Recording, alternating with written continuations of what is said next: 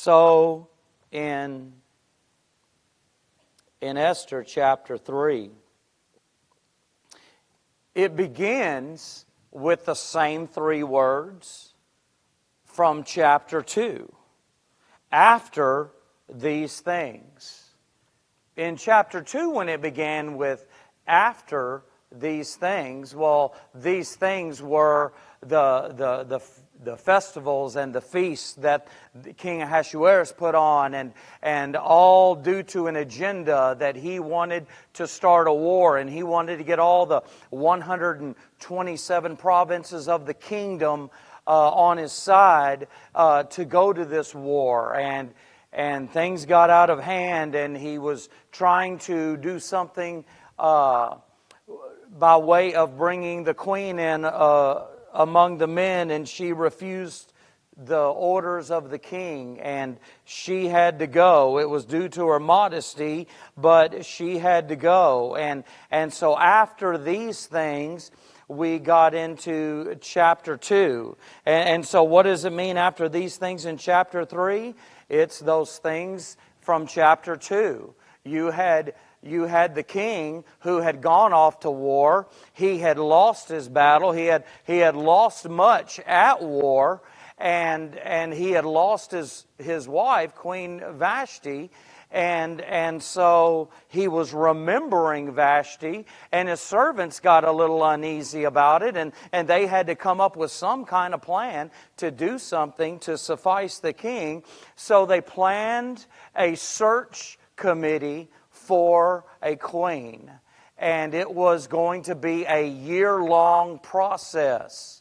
And they would go out, the servants would, and they would find women who seemed like they could potentially fit being the queen. And they went through a 6-month process of oil treatments. They went through a 6-month process of foo-foo juice, I would call it, that they put on, and put the makeup on them, and did all of these things, and got them ready to present to the king. And long story short there, it was Esther who became the queen. And her guardian who adopted her, Mordecai, he became a judge. He took care of the king's business along with others at the gate. And the king's life was saved from a plot that was going against him to kill him that Mordecai overheard, and Mordecai reported it to the queen, and the queen reported from Mordecai to the king about his life being plotted for murder. It was stopped, and his life was saved. And so some years passed between chapter 1 and chapter 2, and we have some more years passing between chapter 2 and chapter 3. And so Esther has been the queen for a while now. Mordecai has been taking care of business at the king's gate.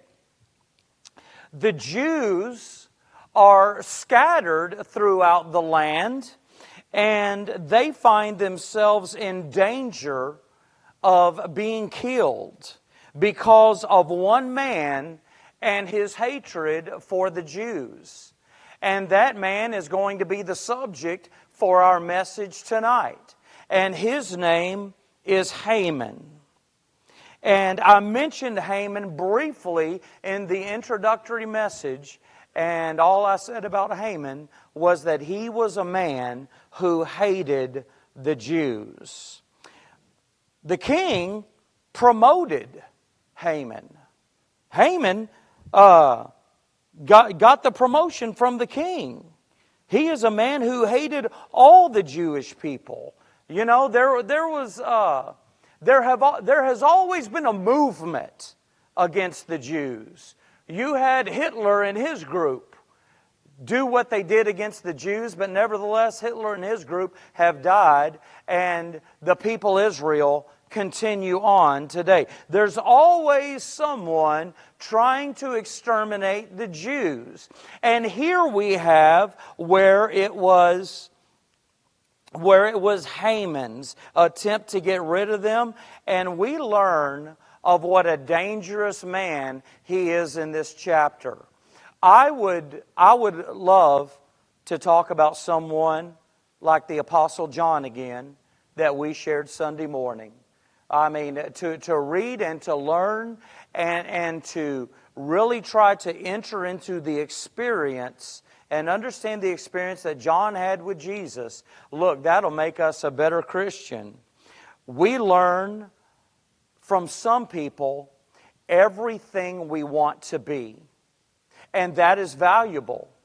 And it's usually a positive message.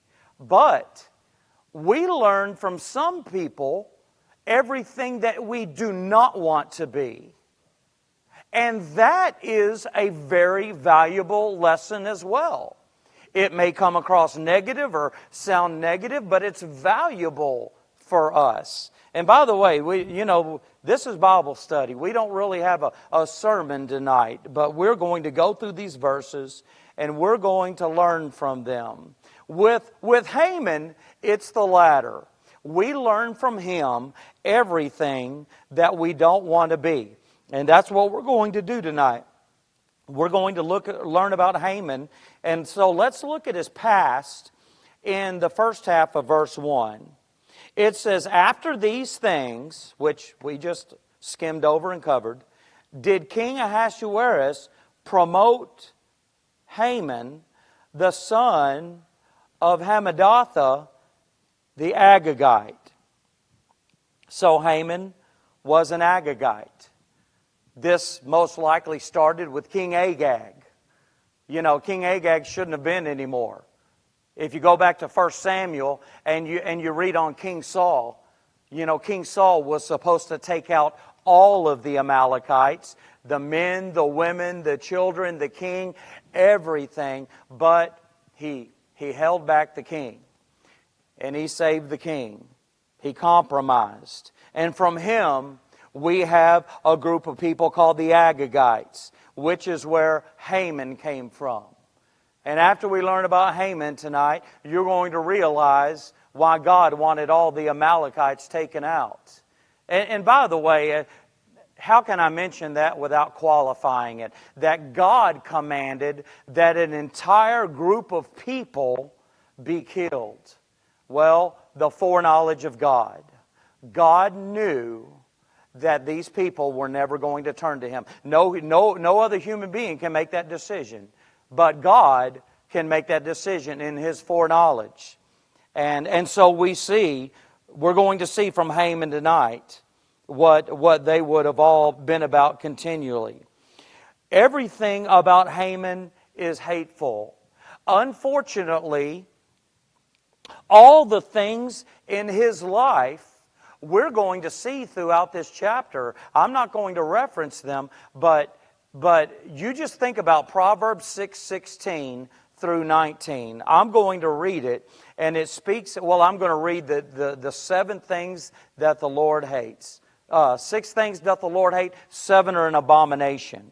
And one of them is a proud look, a lying tongue, hands that shed innocent blood, a heart that deviseth wicked imaginations. God hates the thought life. Feet that be swift in running to mischief. A false witness that speaketh lies. And he that soweth discord among the brethren. God hates these things. Let us keep these characteristics in mind as we talk about Haman tonight. These things that are hated by God, we're going to see them in Haman. And something else also to consider tonight is that Esther has become the queen. And this is something that we're going to start seeing is very important for the Jewish people that are scattered throughout the land. So there's a little bit of Haman's past. Now let's look at his power in the second part of verse 1. So King Ahasuerus promoted Haman and advanced him and set his seat above all the princes that were with him. The king decided to make Haman a chief officer of his empire. You know, Mordecai, he just saved the king's life, that's all, and didn't get any credit for it or anything like that. Mordecai had done good deeds already. Haman had not done one good deed, and yet we find him being the one that is promoted. Why is Haman promoted? He must have been one of those flatterers. He was one of those with an agenda, and he was a flatterer. He didn't want the best for the kingdom. If the king was going to use him, he needed to care for the kingdom, and he didn't care about the kingdom at all. We find that actually the king and Haman are two peas in the pod. They both have agendas. They both are trying to do everything they can to flatter and do whatever they can do in order to fulfill their agenda. He wasn't interested in the well-being of the kingdom. He wanted power, and he wanted authority to be able to act upon his hatred for those Jews that were within the kingdom, that were spread throughout. And you know, as we look back through King Ahasuerus, we see that, he had a weak side to him. He had a weak spot that you could get to. And Haman knew that, and Haman got to him somehow, and he got put in a position of authority. You know, a lot of people desire authority, but the thing about authority, it comes with a test. And we fail the test when we use that authority for self. We pass the test when we use it to help others. Take Daniel of the Old Testament. Daniel and his authority. He was a humble man of God. He was good for the people, and he honored the Lord. Haman was a prideful man of the world with an evil agenda. He wanted to get into his position of power to destroy a group of people. But let's look at his possessiveness now in verses 2 through 6. It says, "And all the king's servants that were in the king's gate bowed and reverenced Haman, for the king had so commanded concerning him. But Mordecai bowed not, nor did him reverence. Then the king's servants, which were in the king's gate, said unto Mordecai, Why transgressest thou the king's commandments? Now it came to pass, when they spake daily unto him, and he hearkened not unto them, that they told Haman to see whether Mordecai's matters would stand. For he had told them that he was a Jew. And when Haman saw that Mordecai bowed not, nor did him reverence, then was Haman full of wrath. And he thought scorn to lay hands on Mordecai alone, for they had showed him the people of Mordecai. Wherefore Haman sought to destroy all the Jews that were throughout the whole kingdom of Ahasuerus, even the people of Mordecai." Here we see the beginning of his wicked steps that he has. He wasn't even worthy of the office that he was given. But he had to have more than that. He got the office, and he wanted to make sure he got all of the recognition that he was supposed to give. The servants, the princes under him, they all bowed down to him. But one was standing up, and he would have done well just to leave it alone, but he wanted all the reverence and all the homage paid to him that he could possibly get. He wasn't respected. He schemed his way into position. He was blinded by his pride, And it made him want even more than he had when he didn't deserve any of it at all. He was in pursuit of more when he wasn't the kind of person who deserved it. But his pride blinded him. His vanity motivated his agenda to get what he could, though he was in no condition to be the leader. Mordecai wasn't falling for his shenanigans. He refused to pay homage. He refused to show respect to Haman. His Jewish background comes into play now. Up to this point, nothing has been said or known of Mordecai or Esther and them being Jewish. And I kind of gave them a hard time in the beginning of this book and how that they obviously hid it if the people didn't know it. So how were they keeping the law of Moses? Everything wasn't just right and in the will of God.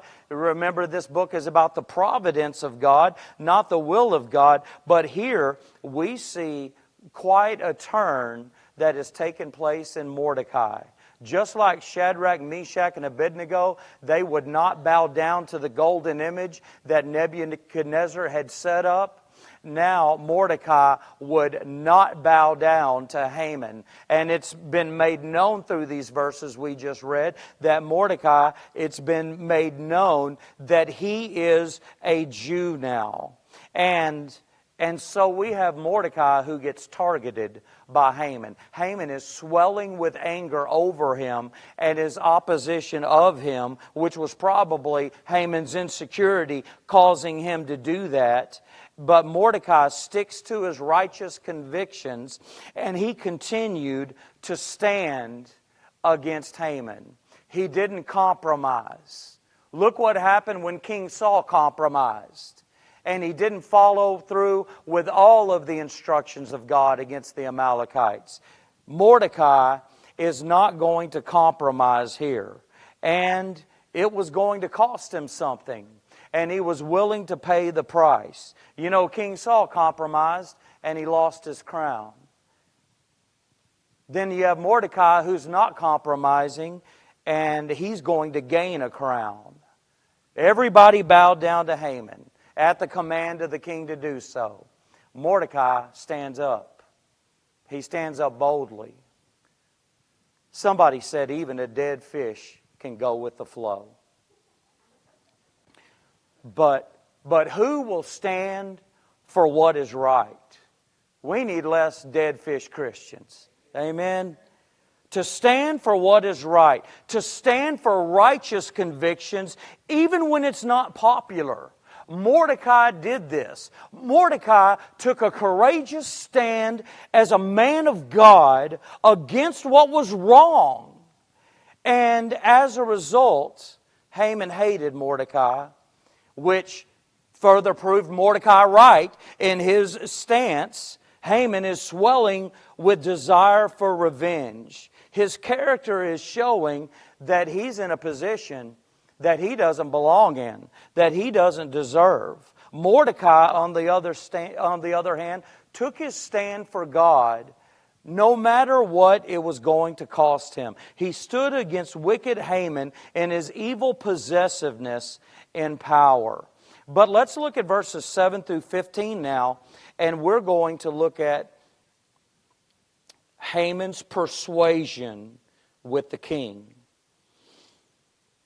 In the first month, that is the month Nisan, in the 12th year of King Ahasuerus, they cast pur, that is the lot, before Haman from day to day and from month to month to the 12th month, that is the month Adar.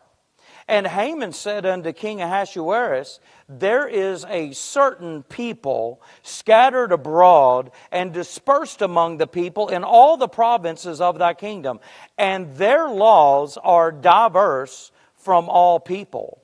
Neither keep they the king's laws. Therefore it is not for the king's profit to suffer them. If it please the king, let it be written that they may be destroyed. And I will pay 10,000 talents of silver to the hands of those that have the charge of the business to bring it into the king's treasuries. And the king took his ring from his hand and gave it unto Haman, the son of Hammedatha the Agagite, the Jews' enemy. And the king said unto Haman, the silver is given to thee, the people also, to do with them as it seemeth good to thee. Then were the king's scribes called on the 13th day of the first month, and there was written according to all that Haman had commanded unto the king's lieutenants, and to the governors that were over every province, and to the rulers of every people of every province, according to the writing thereof, and to every people after their language. In the name of King Ahasuerus was it written and sealed with the king's ring. And the letters were sent by posts into all the king's provinces to destroy, to kill, and to cause to perish all Jews, both young and old, little children and women, in one day, even upon the 13th day of the 12th month, which is the month Adar, to take the spoil of them for a prey.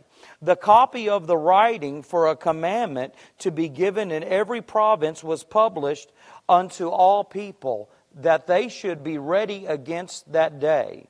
The posts went out, being hastened by the king's commandment, and the decree was given in Shushan the palace. And we will stop right there and take a look at Haman at work and his juggling of his agenda with the king.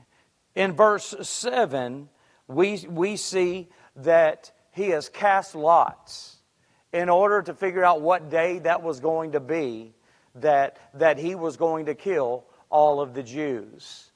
And the thing about him casting lots is that ended up on a very late day. That was almost a year away, the day that came up.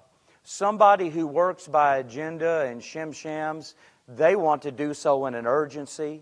They want to get things done really quick, usually. So I see this as working against him. But the thing about it, he has not even asked the king for permission to carry this out yet. And he's already deciding the day that he's going to do it. When we have our own agenda, I mean, we just play by our own set of rules, and we get to juggling everything to where it's going to work out good for us. We see his wicked steps here and his plan to destroy the Jews. You know, he just wants to mow over them. He doesn't like them. You know, God's people reconcile. But when you have someone like Haman here, you see that he just wants to destroy those who are in his way. He doesn't care about the kingdom. He cares about his own passions. He has casted lots before even talking to the king about it. And we have to see God's hand of providence even in that casting of lots, that it is such a late day and so far away that he has before he can take out the Jews. God overruled in that casting of lots, which put the massacre so far away. You know, the schemers work by urgency, but he wasn't able to work by urgency, and there was a lot of time for Haman to be stopped. So we see his picking of the day in verse 7, but then throughout this we also see his manipulation. Haman is not even telling the king the specific people group. He is just saying a certain people who doesn't live by your laws, who lives by a different set of laws. He gave a very general description of these people that he wanted to take out. It was God's people who lived according to God's law. I mean, that even persuaded King Nebuchadnezzar after things were said and done. So who knows what might have happened if he would have went into detail about it. But we see his manipulation in leaving it very vague and very general in getting his permission from the king. But we also see his exaggeration from what we know. You have one man who disobeyed one command. Mordecai didn't bow down at the command of the king before Haman. That's one man and one command. But yet, what is Haman saying? He's talking about an entire people group who do not live by your laws, who are obeying a different set of laws. He even used his own wealth to try to carry this out. He was willing, he must have been a wealthy man, Haman was, because he was willing to give up 10,000 talents of silver in order for this to take place. Maybe he thought the king needed to recoup from his losses from war. I mean, the king was never short on wealth, but maybe he thought the war losses, he'd like to recoup that. History says that the annual income for the entire Persian Empire was 15,000 talents of silver, and that's in 1 year. And here on the spot, Haman is offering 10,000 talents of silver just to be able to get this done. Man, a passion for killing. You know, whether it be either way. You think about Planned Parenthood and the last presidency we had before this one. And within the first month of that presidency, Planned Parenthood was approached and offered a large sum of money to get rid of their abortion division. Not to shut down, just to get rid of that division. And the news was open to the world. They were glad to quickly say within 24 hours, a firm no. We will not do that for all of the money that you're offering. Man, there's a passion for murder out there. It was then, it is today. It appears the king refused the money, but gave Haman the okay to kill the people. He gave Haman his ring. And that ring would put a certain impression into hot wax. And that impression upon the hot wax said that is the king's authority. Whatever is said upon that being bound with the hot wax with the ring impression, it is from the king. And it's to be obeyed and it's to be done. What a foolish decision for the king. It seems to be his pattern. It seems to be that he acts first and regrets later. He needed somebody strong under him. And yet, a bad decision, he has Haman. And you know, and so this decree, this law that's passing, is about killing the Jews. And neither the king nor Haman at this time know that the queen is a Jewish woman. And what is happening here. And so as we consider what's going on here, and neither the king nor Haman knowing about the queen, we also see that it couldn't take place for almost a year. But through these verses we read, we see a busy man, Haman. I talked about those who have schemes. They want to work urgently. They want to work quickly. You know, as in being afraid the king will change his mind. If he could get that law passed, if he could get it signed, sealed, and delivered, then under Persian law, you cannot reverse a law. So he's trying to get this done real fast. Think of all the languages that this law had to go out in. And all of the busyness of Haman to get this done. And having everything in place and authority confirmed before there was the changing of mind. 127 provinces, and he's busy at work getting this done. He does all that he does here with a depraved desire to kill. You know, it must be exhausting to operate in an insincere way with cover-ups, deceptions, and lies. That just has to be exhausting. It's to maneuver quickly instead of honestly, to get what self wants instead of doing what's right.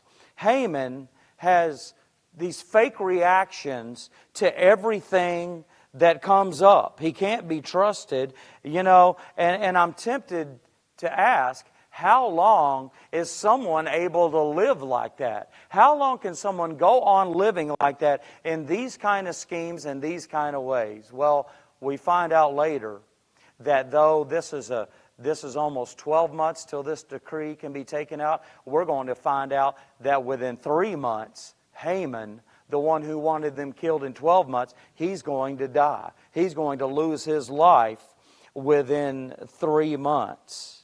So, some just don't need to be genuine in what they do. It just needs to benefit self.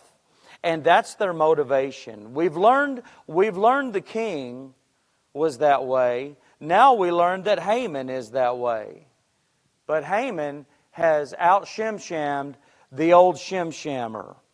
And this law cannot be reversed now. But the next portion and the end of it, I'm going to call the perishing. The end of verse 15.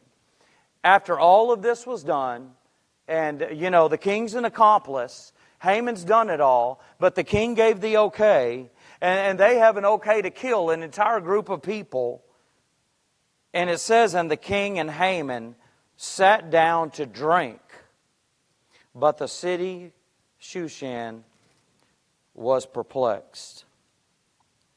Haman has passed out a death warrant for a multitude of innocent people. The king approves it, and then they sit down and have cocktails together. Talk about a seared conscience. We see how calloused the heart can get, and how some are so blind to the attributes of God. I mean, He sees everything, and He knows everything. He knows the motive. God is on His throne, observing all of the plots and the schemes of man, and every situation from beginning to end. No motive is hidden from Him. And we must all never forget that. Haman issuing a death warrant for thousands a year away, though now he's going to die within 3 months. Do we take a warning about having a prejudice against the people of Israel? That we wouldn't do that? We must be careful. We must be careful concerning a desire for revenge. That desire for revenge, we're warned to not get revenge. Therefore, we must be tempted to do so. What happens when the Christian feeds that? Because I think that's something that Christians sometimes take very lightly. Man, you get a hot head, and out the window goes the command that the Lord says, "Vengeance is mine, I will repay." And so, a desire for revenge, what comes with that? A loss of care for the human being. In the last days and perilous times, they'll be without natural affection. There is a loss of care from one to another these days. It's worse than I've ever seen in my lifetime. You think about the parable of the Good Samaritan and the priest and the Levite, and they just passed by that dying man and didn't do anything to help him. Didn't bother to help him in any way. A desire for revenge. It causes an apathy toward others. I believe there's long time effects that we don't think about with an explosion of a desire for revenge and holding on to it and giving into it. I mean, the world is in a place today of having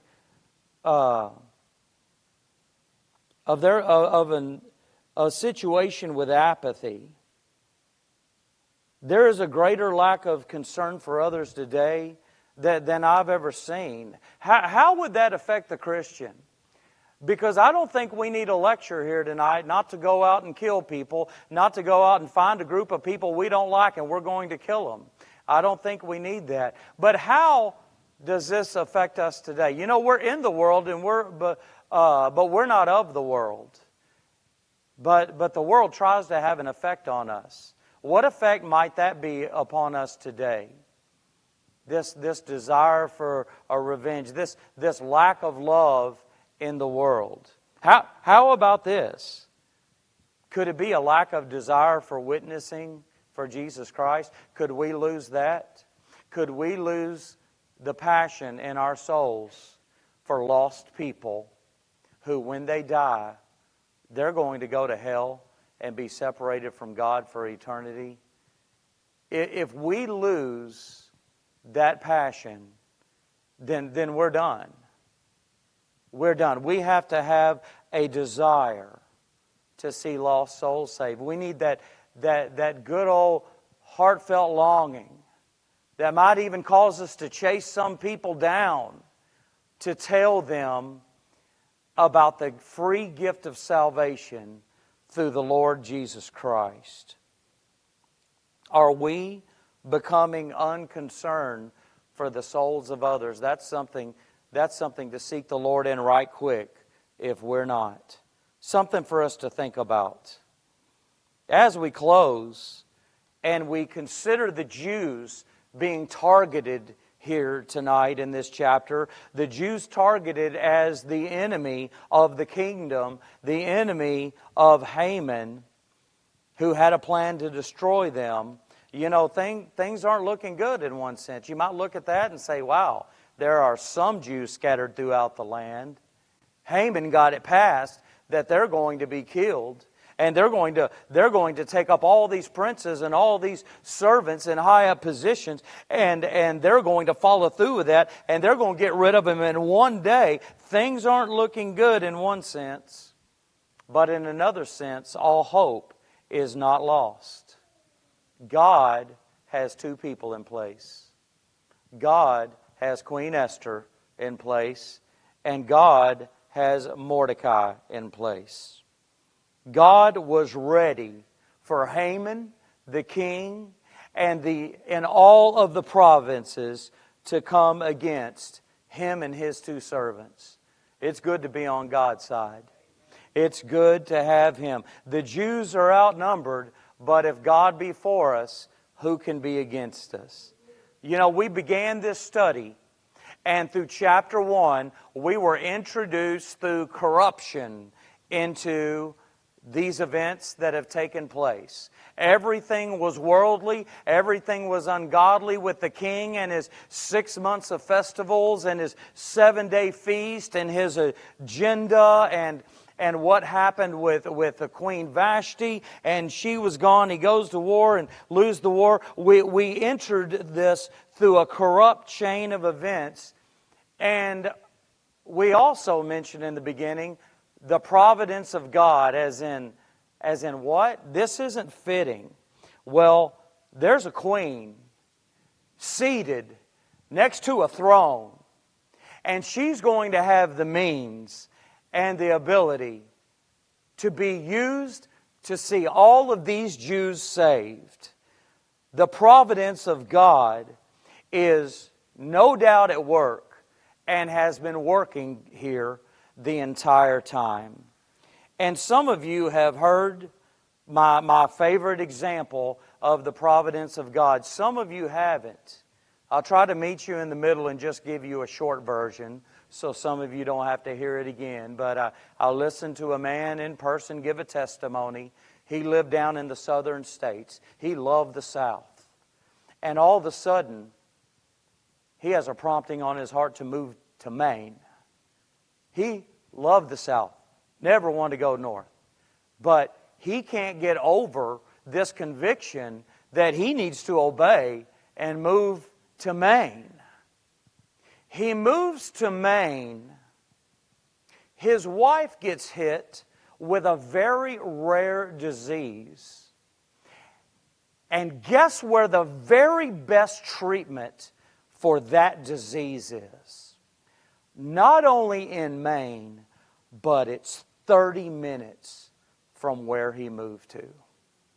And I'll never forget the time that just set the providence of God in my heart and mind and understanding. And the providence of God was not just going on for the Jews in that day. It wasn't just going on about 20 years ago for this man who moved to Maine. But the providence of God is at work in our lives today. And consider, example, or what we have going on here, the things that seem to be so rough in the midst of God working out His providence in our lives. We can hang in there and we can trust the Lord. No matter what the current situation seems to be, God has a plan for all of His people. And we can claim every one of His promises in the midst of whatever the current situation looks like. Never count out the providence of God. Amen? Well, with that, we're going to close in a word of prayer. And it was good to see you in God's house tonight. And don't forget to pray for us tomorrow night at the Villas and then Friday night here. We're hoping for a good turnout for youth night. And I'm going to ask